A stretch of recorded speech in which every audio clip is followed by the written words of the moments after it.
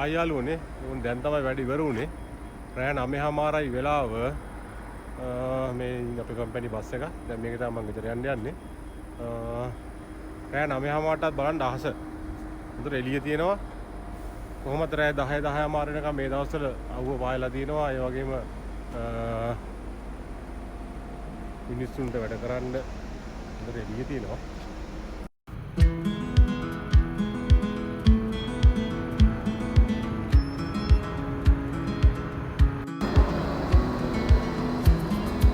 මිනිස්සුන්ට මෙහෙ වැඩ ඇරලා තියෙන පහසුකම් තමයි මේවා. රෑම්ප් එකෙන් බැස්ස ගමන් බස් එක තියෙනවා. බස් එකෙන් බැහැලා අදාළ තැන් වලට යන්න පුළුවන්.